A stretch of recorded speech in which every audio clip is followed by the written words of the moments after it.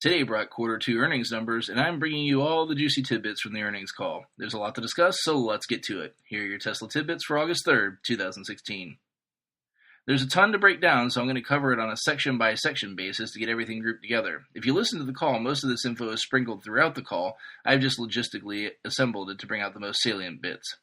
So let's start with the mostly expected bad news and then work toward the good. Tesla had a whopping $293 million GAAP loss and a $2.09 loss per share. As anyone that knows Tesla well knows, all profits, well, and then some, which is the problem for many investors, get thrown right back into the company for growth, and this isn't much of a surprise. The bright news here is that gross vehicle margins are 23.1%.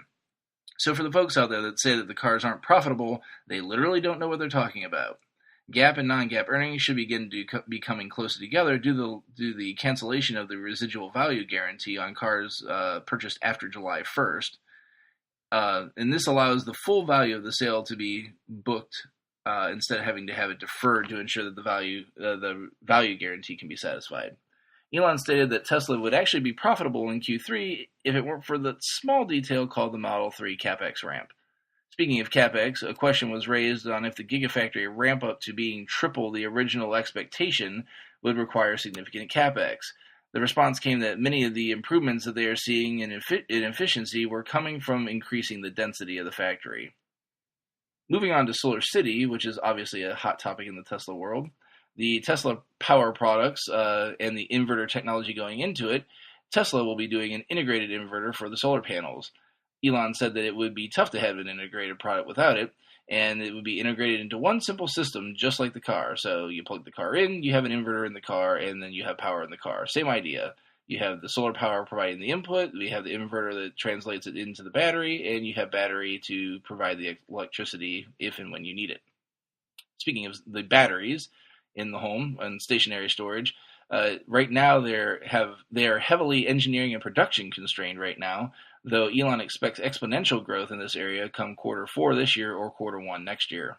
And then lastly, one of the first questions actually in the conference call, Elon was queried on whether a SpaceX merger with Tesla was possible, and I believe we did have a tweet on this that I reported on.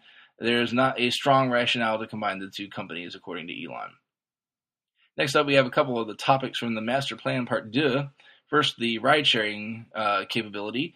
The competitive advantage in ride-sharing was questioned by one of the call-in folks, and Elon said that the quality of the ride will always matter. Stop-and-go traffic driving is boring, but driving the coast, for example, is very enjoyable.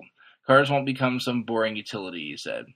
And then a question regarding the ramifications of production if cars are better utilized, implying that fewer cars would be needed. Elon said, quote, "Demand for autonomous cars will vastly outstrip production capability," end quote. Next, we have the alluded to factory efficiencies and focusing on the machines making the products. The internal name for the machine that makes the machine is the Alien Dreadnought, so named because they believe they've got it right once the equipment looks like a giant piece of alien technology on the factory floor. The goal of this project is to not have any humans in the actual production process. The human purpose would be to maintain the machines and to handle anomalies. Next up, we have the bread and butter of Tesla, the Model S and Model X. The Model S and X programs are in continuous improvement mode now, which is a good place for them. Production is roughly half S and half X, and cars will tend to batch up for deliveries to a region for logistical reasons. When asked about production stability, because of the vast majority of the cars being produced in quarter 2 being delivered in the last 4 weeks, Elon said, quote, "We were in production hell for the first 6 months of the year," end quote. He said, later elaborated that the production line is humming now, and that suppliers, quote, "mostly have their expletive together," end quote. I have to keep this family friendly. You can figure out what Elon said there.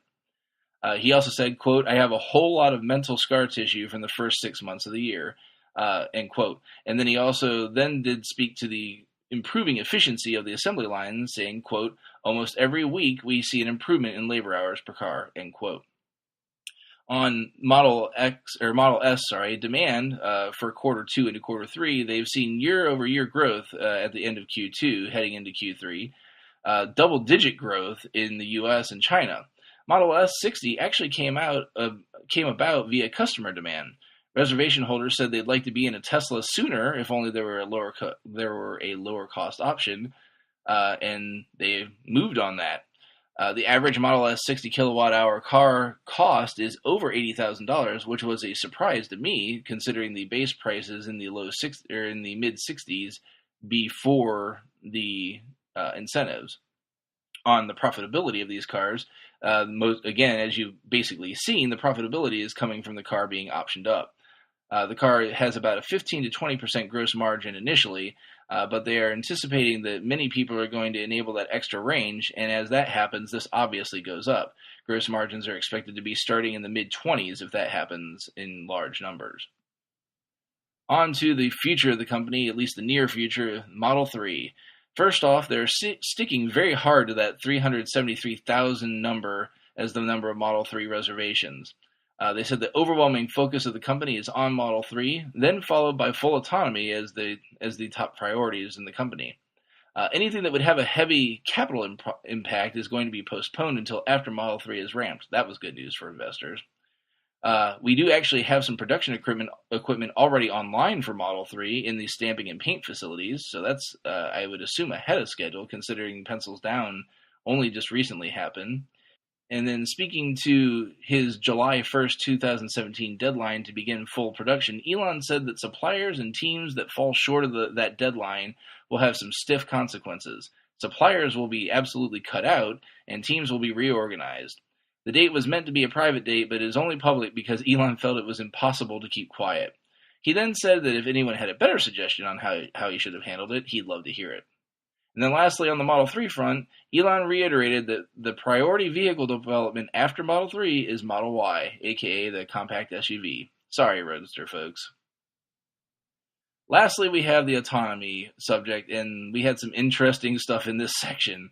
On ending the Mobileye partnership, he had no comment, but that there would be a more significant announcement later. He did say, though, that this solution will be, quote, an internal Tesla internal solution, end quote. Elon was pressed several times about autonomy during the call and finally did give us a couple of choice nuggets of info. Quote, full autonomy is going to come a hell of a lot faster than anyone thinks it will. What we have under development is going to blow people's minds. It blows my mind, end quote. That's a pretty powerful statement coming from Elon. Speaking on the hurdles to full autonomy, he said that it is a software limitation. Hardware exists already to create full autonomy.